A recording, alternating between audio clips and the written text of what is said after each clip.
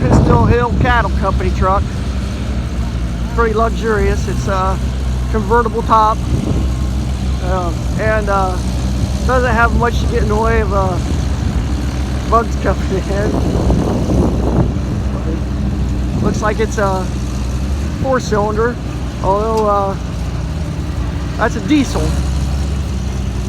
So I'm not sure that's original. That looks like that diesel's a lot newer than that old International truck.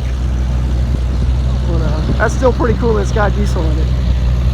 I think it's probably modern, but this is a 1937 International, 1927, I was wrong. And that's actually from Louisiana. Wow. That's pretty cool to bring this old International all the way here. And it's got a hand crank for the bed. That is cool. Look at that. That's like my old Tonka toys. That's a neat old truck. Nice old International.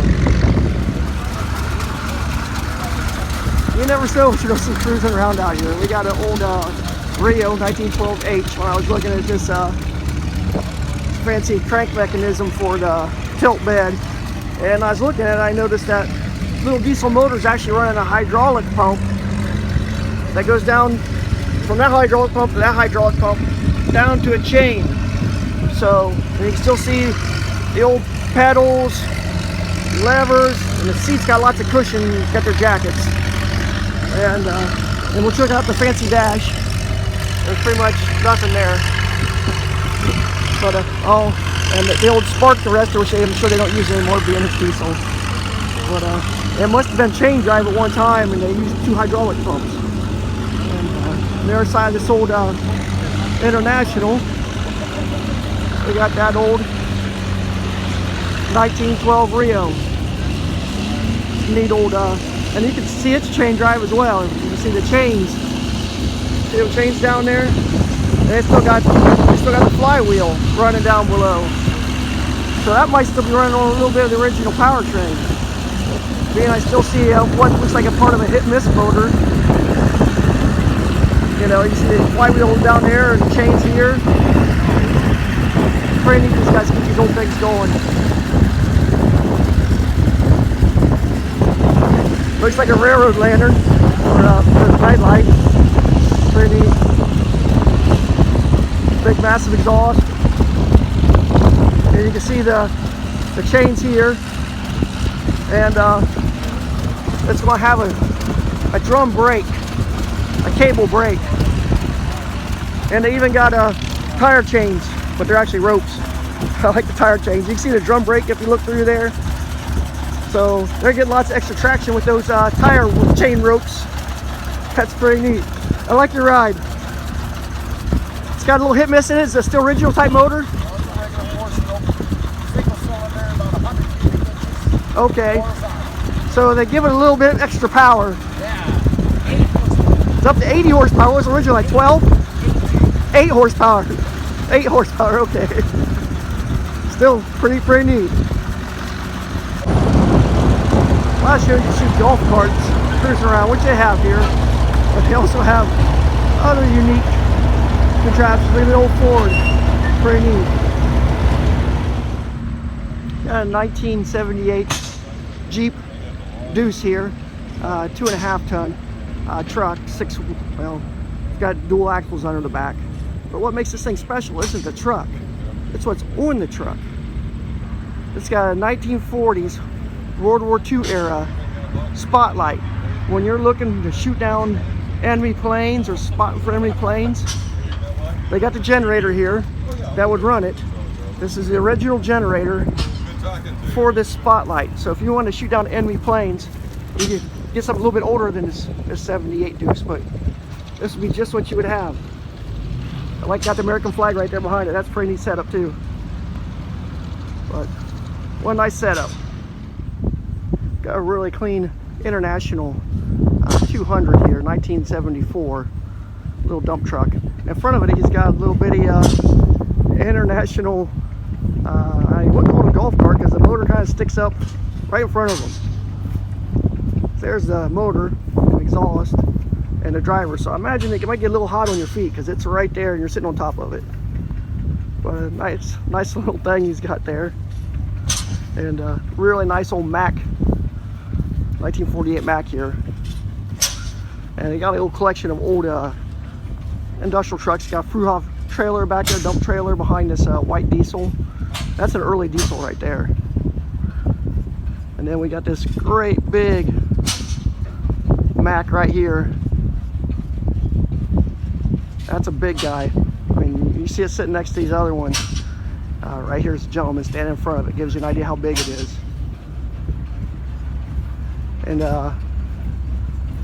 that's a 1964 Mack right there. That thing is big. And we got an auto car here. Nice old auto car. And another Mack. And then down here we got a clean looking, nicely restored GMC. And it's got the crane on it.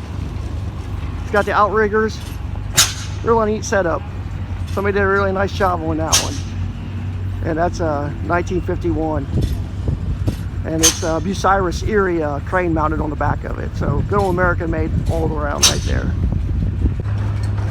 Checking out this 1962 Mack H67 model here, cab over. That's got some crazy looking lines. You got your steps right there. The cab is rounded. So there can't be too much room inside that cab. It's just really unique. There's a nice looking auto car right over there next to it. But that Mack just pretty unique looking. I like it.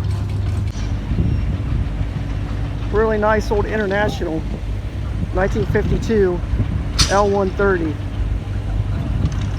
This thing is really clean. It's really neat.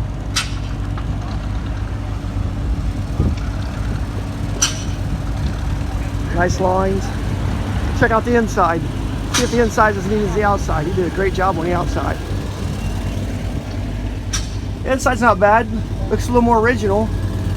Pretty neat. Got the big manual steering wheel. You see the gauges over there. Pretty simple. Kind of like my old Bronco. He does have a good tack in it. Your truck is pretty neat. Just heading out with this old International. Pretty sharp looking. I like the split window in the back. Get your split window vets. We got a split window International. He drives it pretty regular, he says. Pretty neat old truck. You can see they're working on that big truck, that big Terex. But Terex are monsters. And you can see the two big cranes it takes to work on that big, huge truck.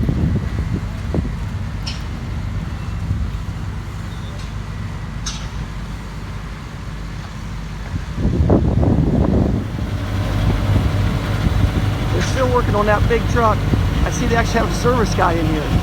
See that truck? It says service on it. So they're doing work on it here during the show. We got one of the tires off of it. You can see how tiny the service truck looks. The service truck just looks puny compared to that truck there. And it's not an optical illusion. That's how big that is.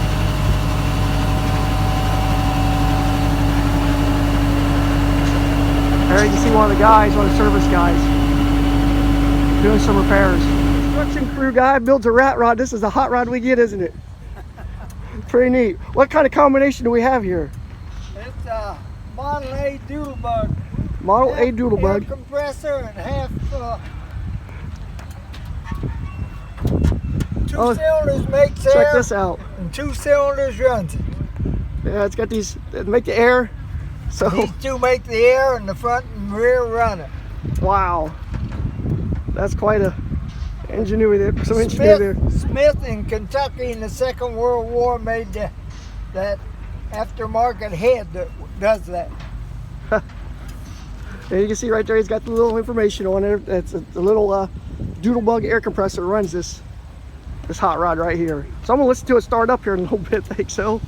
Yep. Well, move on. He's ready to head on out.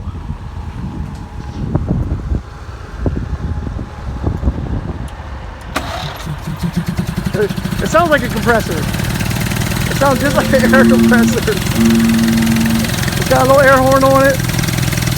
And you can see the big air tank on the back. So this is air driven. Very neat.